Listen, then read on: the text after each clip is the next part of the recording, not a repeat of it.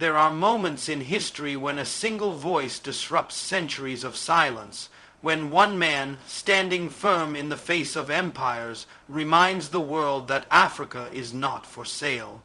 Ibrahim Traore is not merely a leader. He is a storm breaking through the fog of betrayal, a flame lighting the path where others feared to walk. He has spoken what others only dared to whisper. He has acted where others only negotiated. And today you must listen, not because he seeks applause, but because his message carries the urgency of liberation. This is not just a speech, it is a reckoning. It is a call to wake up, to rise up, and to reclaim what has been stolen not just from our soil, but from our spirit. So I urge you, do not blink, do not sleep, do not scroll past. What you are about to hear is not soft, it is sacred. It is not designed for your comfort. It is meant for your conscience. The time has come. The mask of false independence is falling, the truth is rising, and his voice is not just echoing, it is shaking the very ground beneath injustice. They said injustice was a symptom. They said it was the result of poverty, the consequence of weak leadership, the byproduct of cultural failure. But they lied. Injustice is not a symptom. Injustice is not an accident. Injustice is not a mistake in the system. It is the system. It is planned, designed, structured, protected, and enforced. Injustice is not a flaw in the machine.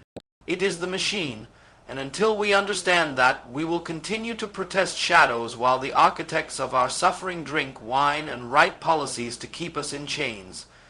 Ibrahim Traore understood this. He did not speak in riddles. He did not mask his words in comfort. He said it plainly: the injustice we suffer is not random. It is strategic. It is war disguised as peace. It is colonization wearing the clothes of cooperation. Look at the nations that claim to love us. Look at the empires that built their wealth on our graves. Look at the powers that write about human rights while funding dictators and exploiting our lands. They do not support justice, they manage injustice, they do not protect peace, they control chaos, they do not believe in freedom, they fear it, because a free Africa threatens their banks, their markets, their illusions of superiority. So they build systems, economic systems, educational systems, political systems, all designed to teach us how to obey without asking why. They make the chains invisible. They make the colonizer friendly. They make the thief a development partner, but Traore broke that illusion. He stood and said, "We see you now, we know your language, we know your game, and we are no longer playing." He was not calling for attention. He was declaring that the time for negotiation with injustice is over, because injustice is not a conversation, it is an occupation. You cannot compromise with exploitation. You do not sign treaties with those who still hold your future hostage. You do not engage in dialogue with institutions built to destroy you. You resist, you expose, you reject, and that is why they trembled when he spoke, because his words were not just criticism, they were rebellion. They were not just defiance, they were direction. And for the first time in a long time, the people heard not a puppet repeating foreign policy, but a leader speaking from the heart of the struggle. They were not ready for a man who dared to say the aid is a trap, the loans are weapons, the diplomacy is deception. They were not ready for someone who would rather be poor with integrity than rich with betrayal. Because injustice survives on compromise, it survives on comfort, it survives on people who know the truth but are too afraid to speak it. Ibrahim Traore shattered that silence. He reminded us that injustice does not fear noise. It fears clarity. It fears conviction. It fears a people who have awakened and will no longer trade their dignity for survival. You see, the system of global power was never designed to treat Africa as equal. It was designed to extract, to humiliate, to distract, and to dominate. And when we accepted that system, we accepted the terms of our own oppression. We wore suits and learned foreign tongues and smiled at the table. while behind the curtains they planned how to take our land, our youth, our future. But one man rose and said, "Enough," not in anger, but in truth, not in violence, but in vision. He did not just call out injustice. He called us to rise against it. And this is why we must understand, to fight injustice, you must first recognize its form. It does not always come with guns. Sometimes it comes with grants. It does not always arrive with armies. Sometimes it arrives with agreements, and so our resistance must be intelligent. It must be bold. It must be complete. We must stop accepting crumbs and start demanding control. We must stop clapping for speeches and start building real sovereignty, because no one will give us justice. We must take it. We must fight for it, organize for it, speak for it, and if necessary, sacrifice for it.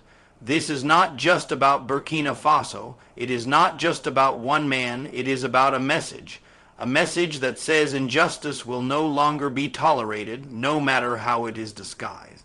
A message that says we are not afraid to name our enemy. A message that says we are done asking, we are done begging, we are done pretending. From now on, we will call injustice by its name, and we will meet it with truth, with courage, and with action. Because injustice is not a mistake, it is a strategy, and our liberation must be one too. They told us the battle was on the land, but the real battlefield has always been the mind. Before they touched our soil, they invaded our thoughts. Before they chained our bodies, they colonized our beliefs. And long after the flags changed and the empires retreated, the greatest weapon they left behind was not the gun. It was the lie that we are inferior, the lie that we must ask for permission to speak, the lie that development must be imported, the lie that our history began with their arrival. And the most dangerous war is the war where the victims do not know they are under attack. That is why Ibrahim Traore knew the revolution must begin with truth, because the man who controls your mind does not need to chain your hands. From the earliest classroom to the latest media, we were not taught to think, we were trained to obey. Our heroes were their generals, our knowledge was their narrative, our success was their approval, our entire identity was measured through their lens. And so we grew up believing that progress looks like imitation, that leadership means submission, and that poverty is a natural African condition, but it is not. Poverty was planted, dependency was engineered. Confusion was cultivated. They rewrote our story and taught us to repeat it. But Traore came to rewrite the narrative, not with fiction, but with fire, not with apology, but with authority. He reminded us that the mind is the first territory that must be liberated. Because if you do not think like a free man, you will never act like one. Look around and you will see how the war for the African mind continues. It comes through education that glorifies colonizers. It comes through media that celebrates foreign models of beauty, success, and power. It comes through economics that trains us to buy what we do not need with money. We do not have to impress those who do not care. It comes through politics that tells us to speak softly, to bow politely, and to sign quickly. But the moment you begin to see the lie, the entire structure begins to shake. That is why truth is feared more than protest. Because when a people know who they are, they stop begging for identity. When a people reclaim their voice, they stop echoing the voices of their oppressors. When a people think critically, they stop being ruled easily. Ibrahim Traore did not need to scream to be heard. He spoke with such clarity that the silence around him became loud. He exposed how the colonization of the mind is more dangerous than the occupation of the land. Because you can reclaim stolen territory with war, but to reclaim a stolen mind requires awakening, it requires discomfort, it requires honesty. And it requires the courage to look in the mirror and ask, whose thoughts am I thinking? Whose values am I living by? Whose language do I use to describe my own dignity? These are not academic questions, they are revolutionary ones. Because the answers determine whether you are truly free or simply decorated with independence. You do not fight mental colonization with speeches. You fight it with truth, with vision, with discipline. You fight it by teaching your children who they truly are. You fight it by building systems rooted in your own context, your own culture, your own needs. You fight it by knowing that the one who names you owns you, and so you must name yourself, define yourself, lead yourself. This is what Traore did. He stopped repeating the stories handed to him and started writing new ones, not for permission, not for praise, but for purpose, for liberation, for the future. And understand this, the moment you reclaim your mind, every lie begins to crumble. The lie that you need their approval to lead, the lie that you must follow to succeed, the lie that you are behind when in fact you are simply walking your own path. The man who is mentally free is dangerous because he cannot be manipulated. He cannot be distracted, he cannot be owned, and that is what they fear. The day Africa stops thinking like a tenant and starts living like an owner, this war is not won with weapons, it is won with awareness. It is won with clarity. It is won when we stop thinking like victims and start thinking like visionaries. When we stop asking what they will give us and start asking what we must build. When we stop measuring success by how close we are to Europe and start measuring it by how deeply we serve our people. That is the revolution of the mind. That is the fire they cannot extinguish. And that is why the truth is more dangerous than any gun. Because once the mind is free, the chains are already broken. They feared him not because he carried a weapon, but because he carried conviction. They feared him not because he had an army behind him, but because he stood alone and refused to kneel. They feared him because one man with clarity is more dangerous than 1,000 who have accepted their chains. That is the power of courage. That is the power of one voice, one heart, one soul that dares to speak truth in a world built on lies. Ibrahim Traore did not ask for permission to lead. He led, not because he was chosen by comfort, but because he was called by conscience. And that kind of leadership cannot be manufactured. It must be born in struggle, shaped in fire, and carried with sacrifice. They want you to believe that change must wait for numbers, for permission, for a majority. But history does not move because the crowd is ready. It moves because someone decides to act when it is hard, to speak when it is dangerous, to lead when it is lonely. That is why one man can shake an empire, not because he is perfect, not because he is safe, but because he is free, free from fear, free from dependence, free from the lies that tame leaders into silence.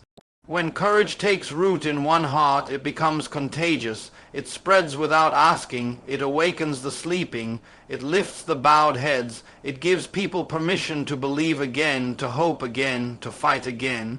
You see, the colonizers never truly feared armies. They feared examples. They feared what would happen if one man stood and refused to dance in their puppet show, because courage is louder than violence. Courage speaks in a language deeper than politics. Courage creates a ripple that crosses borders and generations.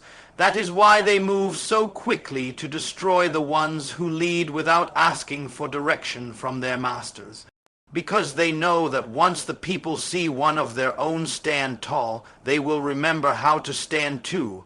And when a man like Ibrahim Traore stands up, he doesn't stand alone. His courage begins to pull the truth out of others.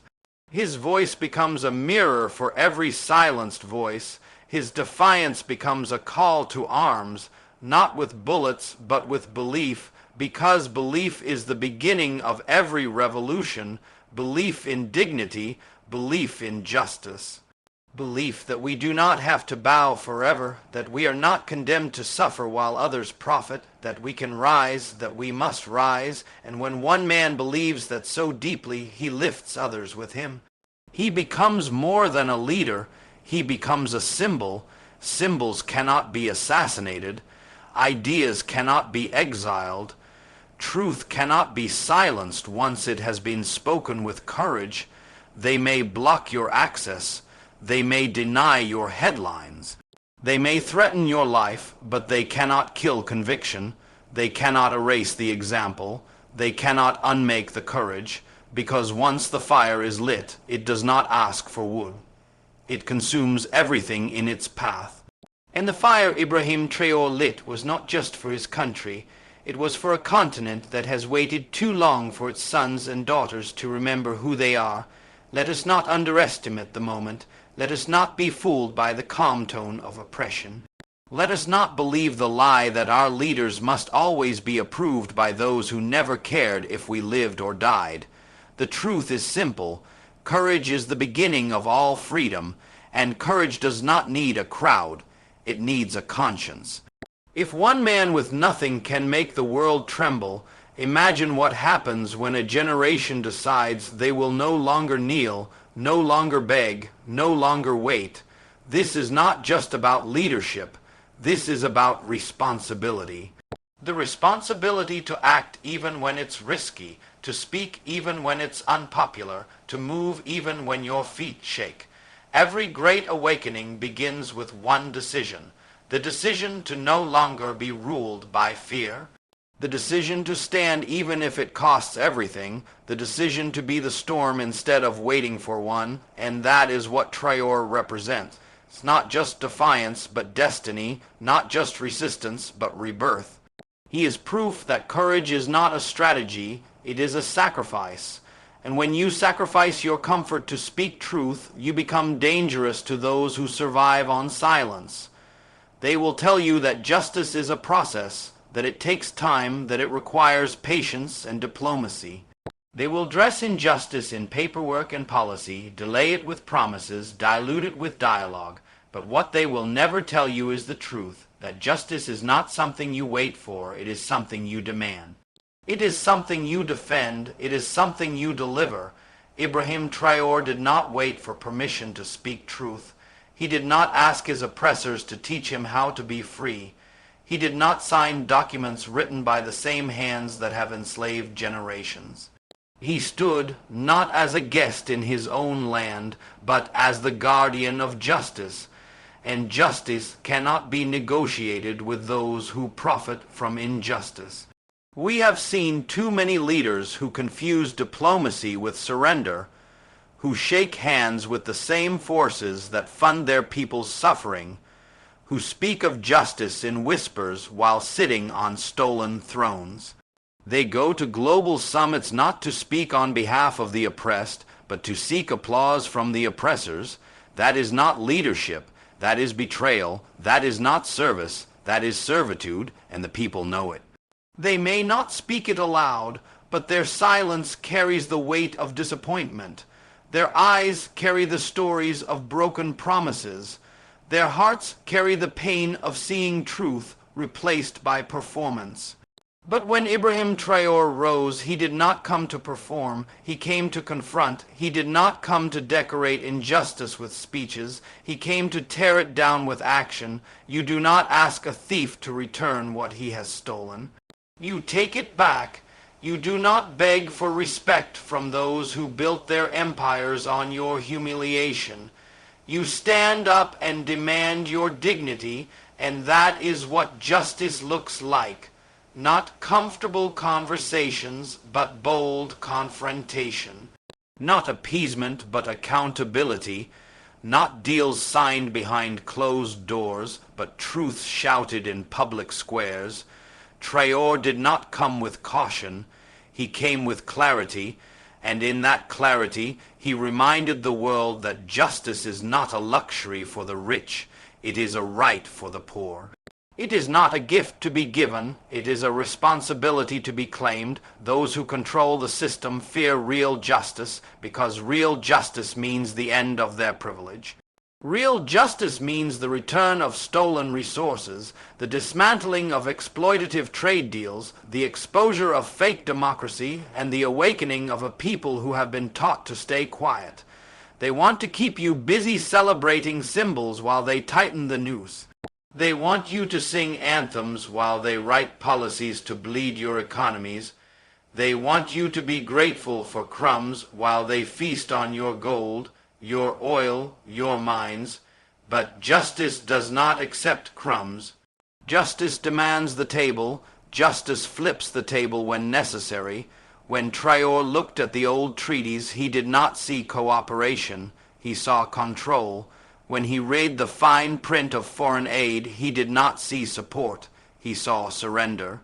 When he saw the military bases still standing on African soil, he did not see protection. He saw occupation, and he said it. He said what others feared. He did not bend his words to protect foreign comfort. He sharpened them to awaken domestic pride, and that is why the youth listen. That is why the old watch in silence. That is why the powerful plot. Because justice, when spoken without fear, becomes a sword. And those who have lived by lies cannot survive its edge. Real justice begins with truth, and the truth is that no empire will hand over power willingly. No colonizer ever teaches you how to liberate yourself. No system of injustice reforms itself. It is only when the oppressed refuse to be polite, refuse to be patient, and refuse to be silent that the walls begin to crack, and it takes a leader who is not afraid to be hated. A leader who is not afraid to be targeted. A leader who is not afraid to stand alone if standing alone means standing for what is right. That is the standard Traore has set not for himself, but for every leader, every student, every worker, every citizen who knows that justice is not a wish, it is a weapon.